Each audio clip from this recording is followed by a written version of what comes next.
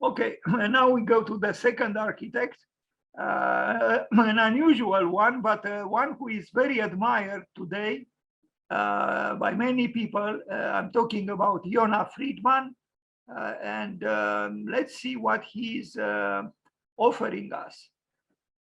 So Yona Friedman, he was born in Hungary, our neighbor.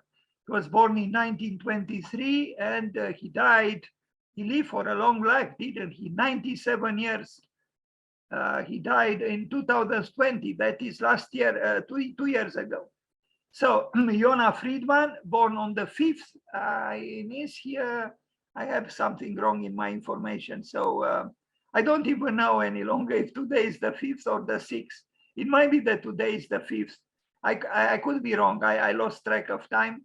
But anyway, he was born on the 5th of June, 1923, and died in February 2020 at 97. Was a Hungarian-born French architect, urban planner, and designer. He was influential in the late 50s, 1950s, and early 1960s, best known for his theory of mobile architecture. In other words, he was a dreamer. Here he is. If I like something very much in his work, is actually his own apartment in his very old age in Paris. And you are going to see plenty of pictures with it. A very romantic, almost mystical place. He lived to be 97 years old. So you can imagine, he, not too many people arrive at that age. Yona Friedman, a dreamer, yes, a dreamer. I don't think he studied architecture, but doesn't matter. If the spirit of architecture is within you, you have an irresistible urge to express it, doesn't matter what. And I think Le Corbusier was right. Architecture is not a profession. It is a state of mind. But this statement is rather, a little bit puzzling and mysterious. Yeah, that's what he said. It's not a profession. Architecture is not a profession. It's a state of mind. Here he is again, an interesting man, exuberant man, even if in old age, he enjoyed life and creativity in very unusual ways. Friedman described his approach as one that believes that ideas can be more important than objects themselves. An approach that goes back 2,500 years, but is often forgotten. Let's read again, because this is important. Ideas can be more important than objects themselves. An approach that goes back 2,500 years, but is often forgotten. This is what Yona Friedman said. And by the way of being important ideas about, by the way of ideas, is important, I think, to remember what Goethe, the great German poet, said. Exuberance is vital to ideas. Not exuberance, enthusiasm, I'm sorry. And it is true, without enthusiasm, you cannot truly push forward ideas. Enthusiasm is vital, is crucial, is the spine of ideatic creativity. You need enthusiasm. And this is why I continuously stress the importance of enthusiasm. Without enthusiasm, you cannot create. It's impossible. You need enthusiasm. Now, Goethe also added that in the realm of ideas, you need enthusiasm, but in the realm of reality, you need perseverance. So if you can combine enthusiasm with perseverance, with tenacity, you persevere, you can create beautiful things in reality. So ideas do not remain just ideas, but become what we call reality. So again, it's important to be enthusiastic, to let the heart speak, and to promote new ideas, to create new things. And if they come into being, fine. If they don't come into being, that could be fine too. The idea again is that Friedman might be right. Ideas can be more important than objects themselves. Some drawings by Yona Friedman, and I mean, this kind of childish drawings would leave someone, cautious, if not suspicious. But he was exploring ideas. Like for example, in the left upper corner, he says there are three preconditions for people's architecture. It must be easy to assemble for a layman. It has to be an assembly of inexpensive technical components and easy to disassemble and reassemble into a different pattern.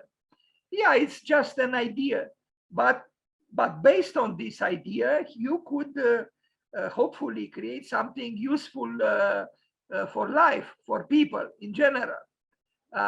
So look on the left, you can create a museum without a building. Can you believe this? But it's true, and he actually did it. It is the exhibits that make a museum. So he was actually Yona Friedman, in my opinion, is very relevant to our time, when I think we should be less. And if we are to manifest our creativity in architecture in sustainable ways, without the great expenditures, without abusing the resources of the earth, perhaps we should have more ideas and be flexible and explore various ways, instead of using huge concrete structures which eat up the oxygen, which eat up all kinds of resources. Perhaps we should be more lighthearted, live long lives like Yona Friedman, and enjoy ourselves on this earth. He had all kinds of visionary drawings, so to speak, a little bit in the, I don't know how to describe them, kind of a rationalistic utopism or utopianism. He imagined ways of, some kind of a futuristic urbanism, which is not necessarily, sustainable. But at the time when he made these sketches and drawings, there was no so much concern with what we call sustainability. He wanted to, he explored possibilities through drawing. He didn't need clients for this. And no one can stop you to make proposals in architecture if you don't have clients. It's very possible, and I keep telling the students and the young architects, make proposals yourselves, wherever you are, in a city, in a village. You don't have to be in Bucharest. You can be wherever you are, where you are from. You know that you could improve a bench in a park. You can improve the corner of a street. You can make a proposal for a different kind of building or a bridge or whatever. Make it. Make that proposal, sketch it, make a model if you want, make a preliminary, plan, go with it to the city hall, show it to the mayor, show it to some people, and you might be surprised. People love to see, self-initiative. Initiate things yourself. Don't expect people to come to you. You go towards them. In the same way, Yona Friedman acted. He promoted ideas. He didn't build much. He built a little bit, but he had eccentric ideas. You don't have to be so eccentric or radical. Ce sont les œuvres qui font le musée. It's the things make the museum and not the building. He thinks. Musée de la rue or de rue. It's a street museum, which he actually built. He built something in this sense. Other drawings by him. He did all kinds of, sketches showing his ideas about urbanism, about architecture. Like for example, on the left, the upper left corner, he says cities in the past were compact, many people in a small area. Then he says necessary for security defense. There were walls around the medieval cities, for example. Then what does he write? For efficient service networks, I guess that refers to a more modern kind of city, and for communication by meeting people. Anyway, he's exploring, thinking afresh about what a city is. His proposals are a little bit eccentric, but not that they are not feasible. They were feasible, and they were not built like this. He was not the only one, of course. There were other, like the metabolists explored relationships between biology and architecture, and very seriously. But humanity preferred to invest in wars than in, radical urbanism. Yona Friedman. But it was around that time, 50s, 60s, early 70s, a certain idealism in the world, and he was expressing that idealism and quest for, other things of communal life.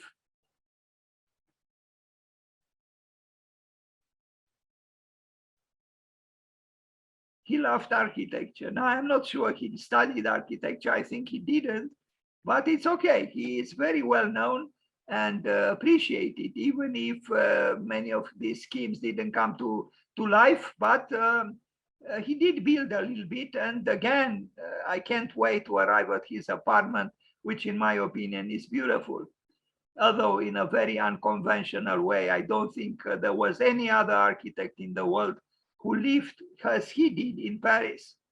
Yes, I'm trying to make you curious to see pictures of it, and you will very soon. In a way, his apartment is the opposite of what we look at here, an old apartment which he furnished in very interesting ways. So this is, it's called visionary architecture or visionary drawings. Usually we call visionary what we don't quite understand, or what is somehow, exotic or radical or whatever.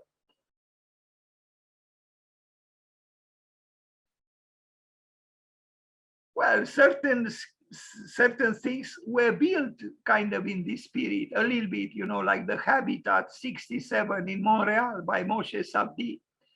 And there were other examples. There was an artist in him, an urban visionary, a poet, even some kind of, playful structuralist.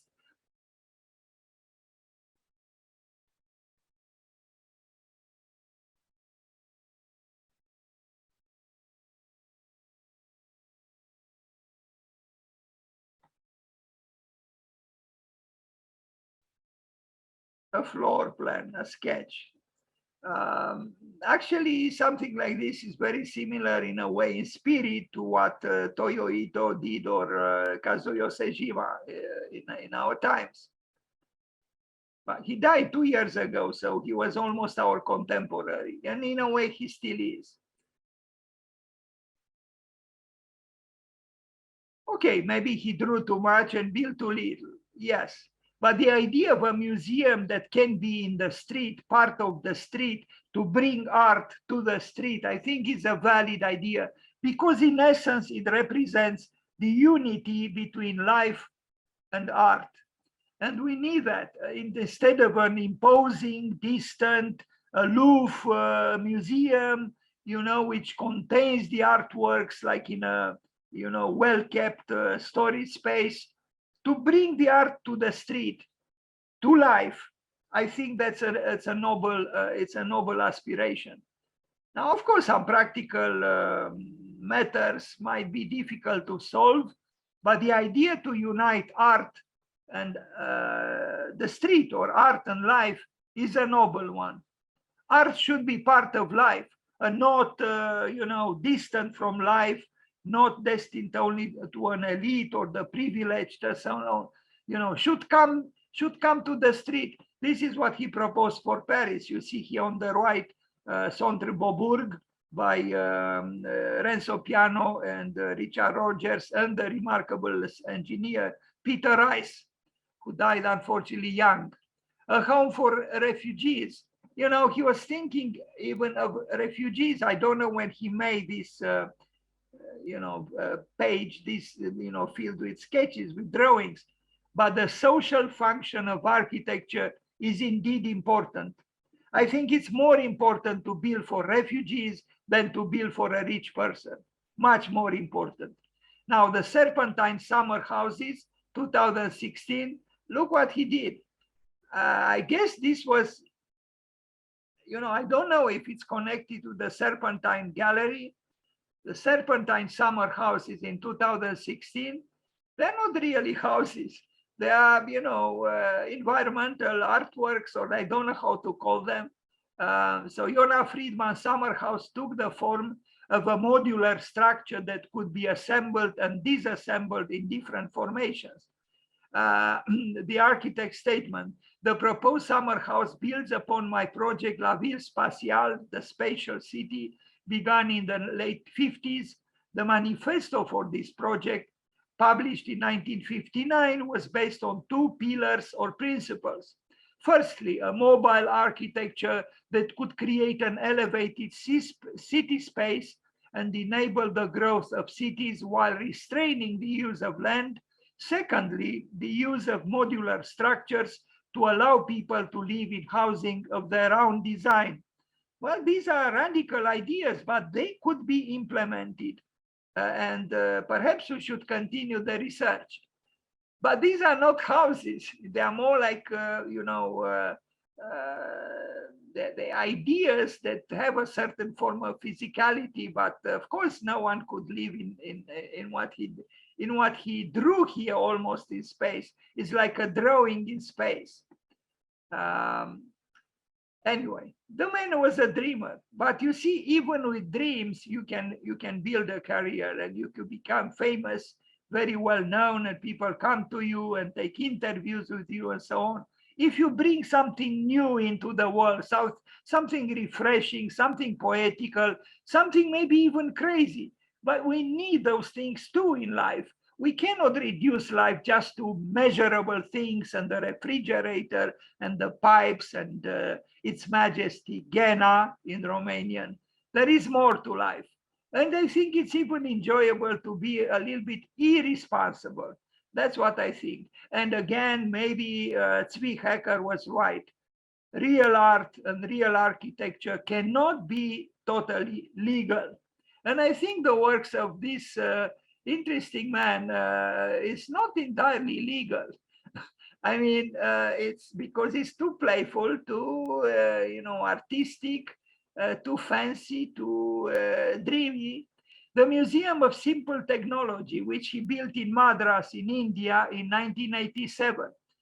I like even the name, the Museum of Simple Technology. You see a little drawing. Here it is. It was built. And, museums usually are tour de forces of one skill. Many star architects love to design museums because they could, emphasize the, stardom and their egocentrism and so on. But to make a modest museum, not too many people like. But Yona Friedman did, and of course, India was a good place for him to experiment these ideas. Interesting work, It was based really on the idea to bring art to the street, as we already know. And also interesting structures at the top of these small, modest cubicles where he did house, I guess, some art. So it's called, the Museum of Simple Technology. And it's essentially some kind of a grid with various configurations for the top part, the coiffures of the building in India.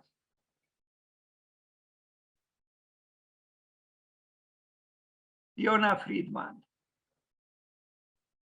Now, it's probably during construction, but I don't mind at all the presence of these bricks here in this mound of bricks. It's fine. This should be left like this as a proof of how the building was built. Very modestly and very sustainably. and joyously, actually. And here they are. You invite people to draw on walls. Why not? A democratic museum, a democratic,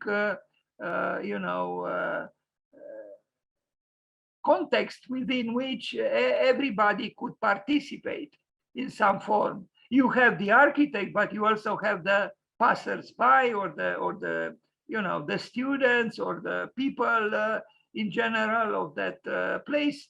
It's fine. And now we arrive at his, in my opinion, his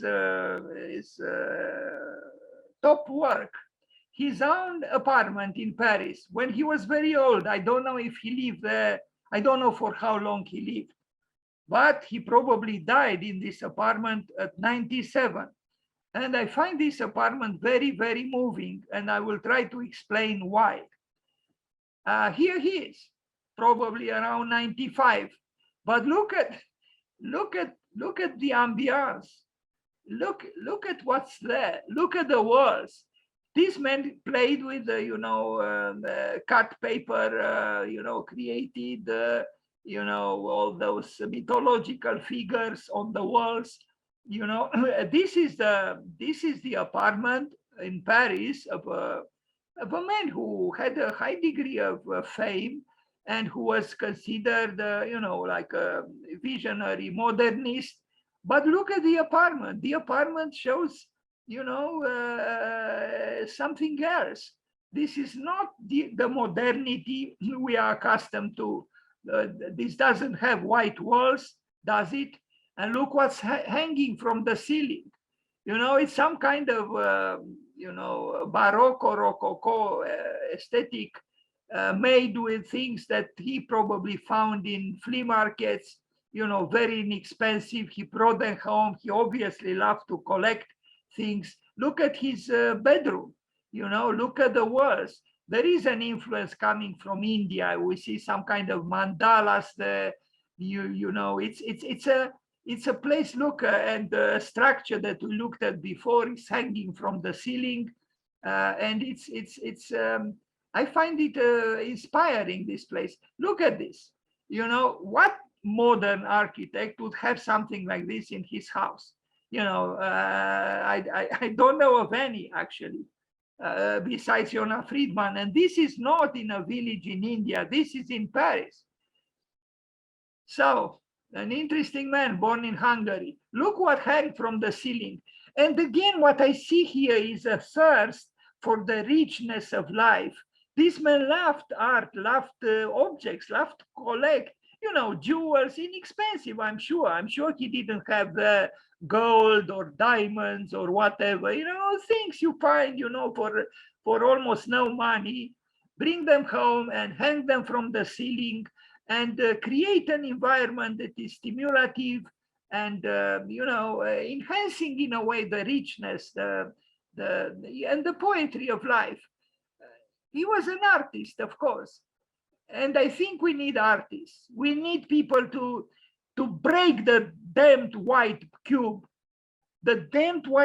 which obsesses us, really. Improvisation. We need improvisations. We need spontaneity and playfulness, like children. When I saw the pavilion, the Romanian pavilion, the Venice Biennial a few years ago, I think maybe 2016 or 2018, where the architects drew Chotron with perfect 90 degrees angles, as if it was drawn with AutoCAD or with a T-square and the rectangle. I was immensely disappointed.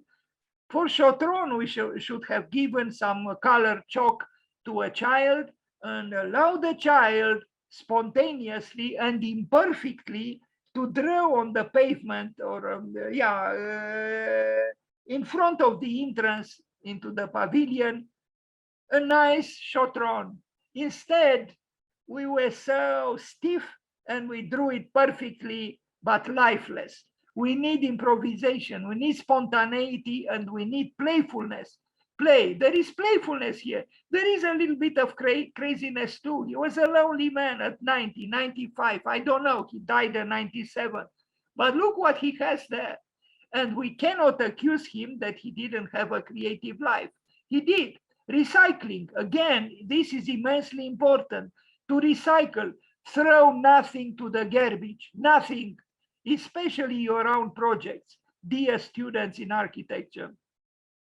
I picked up from the garbage cans in your school hundreds of projects which were thrown to the garbage.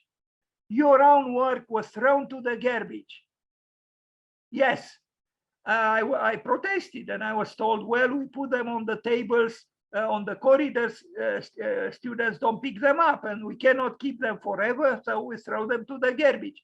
I tried to save a few hundreds. I wanted to do an exhibition called De la Gunoi, because it is unacceptable to throw to the garbage good paper, sometimes good drawings, you know, done with the inks, colored pencils, whatever, manual drawings or expensive prints. This is not sustainability.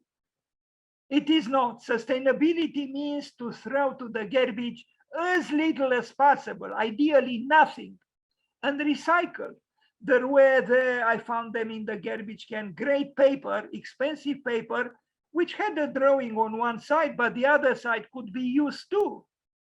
It's a shame that we throw to the garbage such things. And countries much richer than us don't do it. We shouldn't do it either.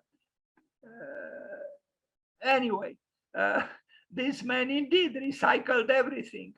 But there is, in my opinion, a hope in what he did. You know, there is in this, and he was a cultured man. You'll see also he had a rich library, and you know, there are references to mythology, and you know, you can create from anything and with anything. Don't throw to the garbage anything. Don't throw it. It's a sin, and that's why the world is on the brink of collapse, because we consume too much and we destroy too much and we discard too much. Recycle, recycle. Actually, I wouldn't ask the students to draw on paper any longer. You just need a projector and you make your project digitally. You project it on the wall. You don't have to buy paper. You don't have to spend unnecessarily. You know, and the sad thing is that what you spend for ends up in the garbage. Please refuse this. It's anti our time. Now, maybe you shouldn't go so far as Yona Friedman went, you know, to, you know, but when I look at the walls of his rooms, he has several rooms, I do see a very creative and joyous man, you know, and joyous not only towards human life, but also towards animals, you know, towards the past, towards plants, towards toys, towards found objects. Our world is very rich. We just need to look at it with fresh eyes. You know, I mean, for me, this is an example of the ambiance, the environment of a man who found pleasures in simple things, in small things. You know, he didn't need you know, Versailles. He didn't need palaces. He didn't need huge villas. Well, he had an approximately comfortable apartment in an old building in Paris. But look what he did inside. I find it very inspiring. It seems amateurish, but I think we need amateurs in the world. And I can tell you why. Because in the age of professionalism, so-called professionalism, the amateur is considered to be, I mean, the word amateur is used in a pejorative sense, you know, like someone who doesn't quite know what he or she does, you know, but we forget that the word amateur comes from amare in Latin, which means to love. So, you know, the activity, the so-called amateur activity, if it is genuinely so, it's born from love, L-O-V-E, jubire. And the professional very often doesn't work from love. The professional works for money. He's a mercenary. So we have to choose between the mercenary, the paid professional who might do the work perfectly, but soullessly, meaning without a soul, or an amateur who does the works out of love. Maybe he might do the works imperfectly, but full of life. This is very, very important. A professional very rarely does a work that is truly full of life, because life is also imperfect. And you know, it's actually very joyous for me to know that a very educated architect, a Chinese architect, you know, received the Pritzker Prize in architecture, actually, and his office is called Amateur Architecture. Wang Shu, his office is called Amateur Architecture.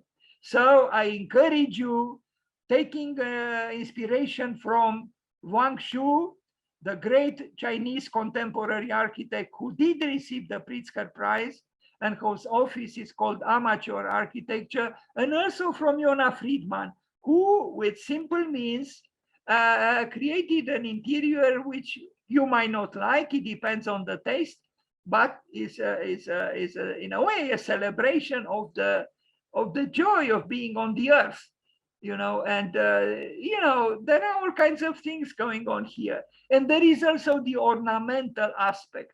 We neglect ornament, and that's a great loss, because you know, ornament brings what the spring brings to the trees, leaves and flowers, you know. So during the winter we have the trunks of the trees, but without the leaves and the flowers. They are rather stern. That's the structure. But the ornament shows up in the spring.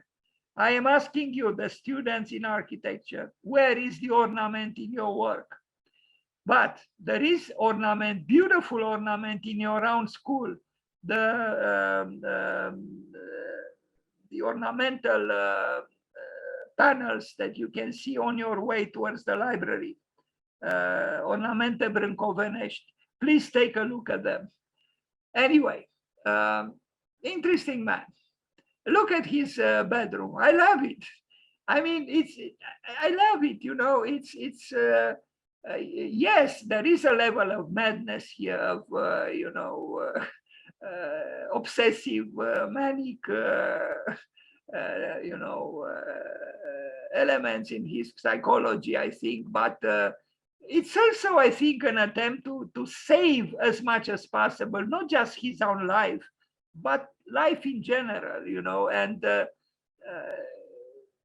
yeah, I'm amazed that he keeps them somehow in order, you know, which is for me, it would be totally impossible. He also, I think, he loved textiles, fabrics, you know, Oriental fabrics, most of them. Nice. Here he is, but also a lonely man, you know, 90, 92, 93, 95, 96, I don't know. But you see the drafting board there, and, you know, the interior is not totally unfamiliar for someone, you know, concerned with architecture. A poet, a dreamer, a philosopher, a mystic. I like him. I like Yona Friedman. I think we need dreamers. I think we need people who are authentic to themselves and to the world, and they express themselves with sincerity. It's very important. Now, you don't have to imitate him, but your own way, do it your own way. Well, you see, maybe the New York Times came to his apartment and interviews him, being very old.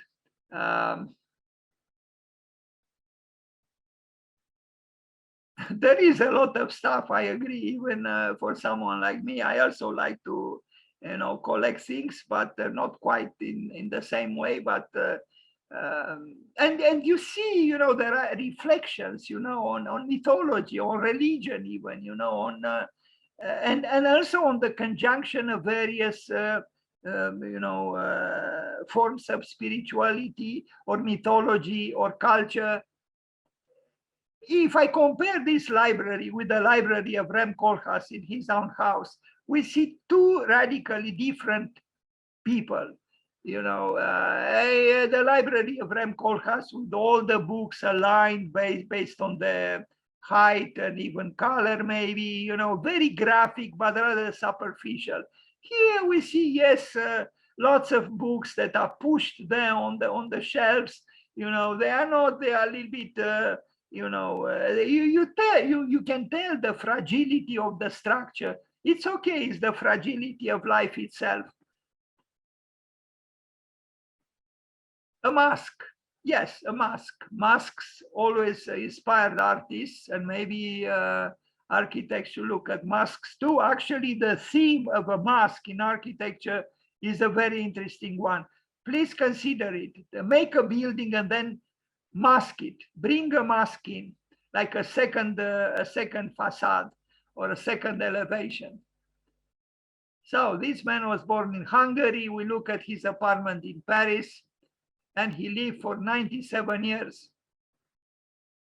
Yona Friedman.